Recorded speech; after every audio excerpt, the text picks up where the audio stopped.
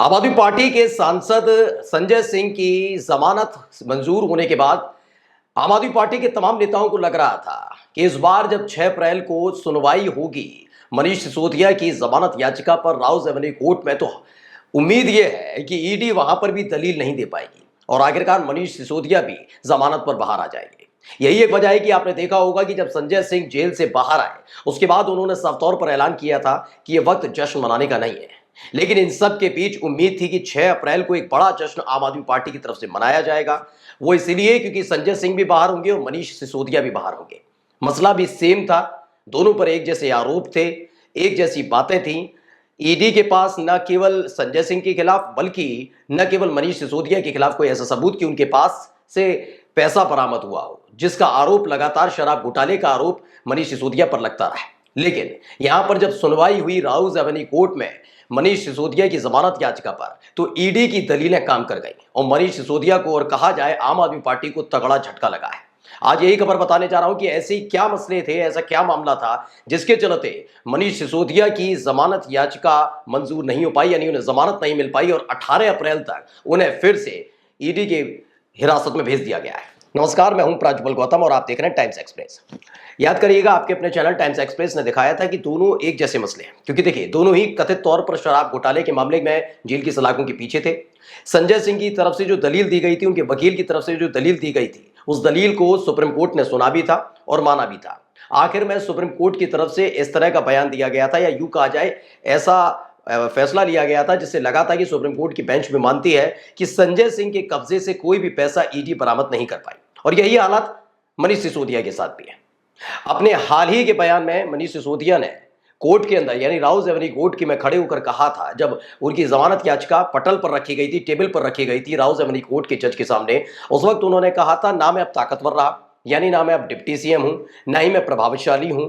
ऐसे में मैं सबसे सहयोग कर रहा हूं, पूछताछ में भी जांच में भी। ऐसे में मुझे जमानत मिल जानी चाहिए। लेकिन जब सुनवाई शुरू हुई और जमानत याचिका पर फैसला लेना था, उस वक्त ईडी की तरफ से ऐसी दलीलें दी गई कि मनीष सिसोदिया की मुसीबतें खत्म होने का नाम नहीं ले रही हैं। सबसे पहले खबर पढ़िए, नवभारत टाइम्स ने खबर छापी और क्या लिखा। मनीष सिसोदिया को नहीं मिली बेल, दिल्ली की अदालत ने 18 अप्रैल तक बढ़ाई हिरासत। इसमें क्या है, देखिए आम आदमी पार्टी के सीनियर नेता और दिल्ली के पूर्व मुख्यमंत्री मनीष सिसोदिया को राउज एवेन्यू कोर्ट में पेश किया गया। दिल्ली शराब घोटाला मामले में उनकी जमानत याचिका पर अदालत में सुनवाई हुई। कोर्ट में आम आदमी पार्टी के सांसद संजय सिंह भी मौजूद थे, जिन्हें हाल ही में भी जमानत मिली है। कोर्ट ने सभी दलीलों को सुनने के बाद मनीष सिसोदिया की न्यायिक हिरासत 18 अप्रैल तक बढ़ा दी, यानी 12 दिन और बढ़ा दी गई। सिसोदिया को बेल नहीं मिल सकी। बता दें, संजय सिंह को हाल ही में इसी केस से जुड़े मामले में सुप्रीम कोर्ट ने रिहा किया है। दिल्ली की अदालत ईडी और सीबीआई दोनों मामलों में आम आदमी पार्टी नेता मनीष सिसोदिया की दूसरी जमानत याचिका पर सुनवाई कर रही थी। इस केस को स्पेशल जज कावेरी बावेजा सुन रही थी और उन्होंने उनकी 18 अप्रैल तक की न्यायिक हिरासत को बढ़ा दिया है। यह हुआ क्यों है, इसे समझने के लिए सबसे पहले आपको जो कोर्ट की तरफ से कहा गया है उसे जानना बहुत जरूरी है, और यहीं से संजय सिंह से अलग हो जाता है मसला। दरअसल संजय सिंह पिछले 6 महीने से जेल की सलाखों के पीछे थे। उन्हें जमानत सुप्रीम कोर्ट से मिली। उन्होंने तमाम दलील उनके वकील की तरफ से जो रखी गई थी, सुप्रीम कोर्ट ने उसे माना भी था। सुप्रीम कोर्ट ने एक टिप्पणी ईडी की दलील पर की थी। उनसे पूछा था कि क्या आप संजय सिंह की जमानत याचिका का विरोध करते हैं, तो ईडी ने मना किया।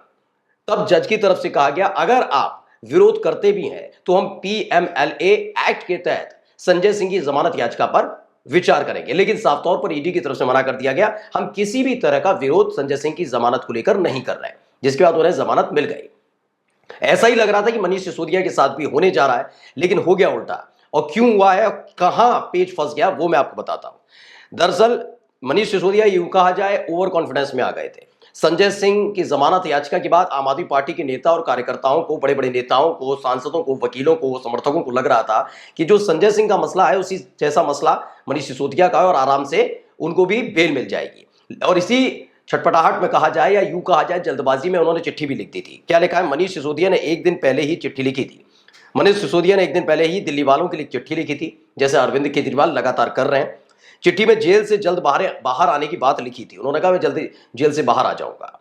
सिसोदिया ने लिखा था कि हमने आजादी के लिए गोरे अंग्रेजों से लड़ाई लड़ी थी और आज के अंग्रेजों से भी लड़ाई लड़ रहे हैं। बता दें, हाल ही में संजय सिंह को दिल्ली के शराब घोटाले मामले में सुप्रीम कोर्ट ने बेल दी थी। आप संयोजक और सीएम अरविंद केजरीवाल इसी केस में जेल में बंद हैं। उन्हें तिहाड़ के जेल नंबर 2 में रखा गया है। ये बताया गया कि 60 से ज्यादा इन्होंने आवेदन दिए। ईडी ने जो दलील दी है वो पढ़िए। जनसत्ता ने खबर छापी और महत्वपूर्ण खबर है, इसे पढ़ना चाहिए। संजय सिंह को राहत, लेकिन सिसोदिया की मुश्किलें कायम। जानिए ईडी की दलीलें कैसे बनी सिरदर्द। इसमें जो कहा गया है, देखिए क्या लिखा है। ट्रायल में देरी के लिए लगातार हो रहे आवेदनों को बताया जिम्मेदार। दरअसल ईडी के विशेष वकील हैं जोहेब हुसैन ने राउज़ कोर्ट में सुनवाई के दौरान कहा कि मुकदमे में देरी की सबसे बड़ी वजह भी सिसोदिया द्वारा लगातार जमानत की मांग करना है। उन्होंने कहा कि ट्रायल में देरी आरोपी की वजह से हो रही है, ना कि अभियोजन पक्ष की वजह से समस्या आ रही। उन्होंने कहा कि करीब 90 से ज्यादा आवेदन दायर किए गए, यानी 90 से ज्यादा बार जमानत को लेकर आवेदन दायर किए गए, और उसके लिए ईडी फिर उन जवाबों को तैयार करती है, इसलिए जांच ढीली पड़ जाती है, पूछताछ से लेकर तमाम चीजें। इसीलिए इनके आवेदन एक मुसीबत बन रहे हैं इस जांच में, इस पूछताछ में, इस पूरी की पूरी इन्वेस्टिगेशन में। और इसको कोर्ट ने, राउज़ एवेन्यू कोर्ट ने सही भी माना। यही एक वजह है जिसके चलते 12 दिन और उनकी न्यायिक हिरासत को बढ़ा दिया गया। यानी जैसा कि सोचा जा रहा था आम आदमी पार्टी के नेताओं की तरफ से कि संजय सिंह के बाद मनीष सिसोदिया बाहर आ जाएंगे। दरअसल क्या हुआ है इसमें मैं बता देता हूं। कहा यह गया ईडी की तरफ से कि जितने भी शराब के मसले थे उसमें बहुत पैसों का लेन देन हुआ था। उसके बाद उस नीति को खारिज कर दिया गया, और जब उस नीति को खारिज किया गया तो तकरीबन 338 करोड़ का हेरफेर का ये पूरा मसला है, जैसा कि ईडी की तरफ से आरोप लगाया गया है। 338 करोड़ रुपए का ये, और कहा गया है ईडी की तरफ से ये सब चीजें बिना डिप्टी सीएम यानी कि मनीष सिसोदिया की इजाजत के बिना, उनके संज्ञान के बिना मुमकिन ही नहीं है। यानी जो दलीलें ईडी की तरफ से दी गई, जहां संजय सिंह के मामले में ईडी की दलीलें चल नहीं पाई, तो वहीं दूसरी तरफ मनीष सिसोदिया के मामले में ईडी की दलीलें चली भी। जबकि सोचिए, खुद संजय सिंह इस समय दोबारा राज्यसभा के सांसद चुने गए, और यहां दूसरी तरफ क्या है, मनीष सिसोदिया डिप्टी सीएम भी नहीं रहे, कोई मंत्रालय भी नहीं है उनके पास, कि मतलब पूरे तरीके से दिल्ली सरकार से अलग हो चुके हैं, केवल एक विधायक के तौर पर है, कुछ भी नहीं है। ऐसे में राउज़ एवेन्यू कोर्ट की तरफ से 18 दिन की न्यायिक हिरासत, माफी चाहूंगी 12 दिन की न्यायिक हिरासत में भेजा गया। 18 अप्रैल तक अब मनीष सिसोदिया को रहना होगा। कुल मिलाकर जो कहा जा रहा था बार बार संजय सिंह जश्न नहीं मना रहे हैं, संजय सिंह कह रहे हैं कि अभी नहीं, वक्त नहीं, अभी हमारे और साथी जेल के अंदर हैं, उनका बाहर आना बाकी है, ये तमाम चीजें हैं। क्योंकि उम्मीद आम आदमी पार्टी को पूरी थी कि जो कुछ ईडी ने तैयार किया गया, तो ईडी की तरफ से पूरा मामला तैयार किया गया है, उसमें बहुत लूज पोल है, बहुत सारे लूज पोल हैं, इसलिए बच जाएंगे। लेकिन हो गया उल्टा।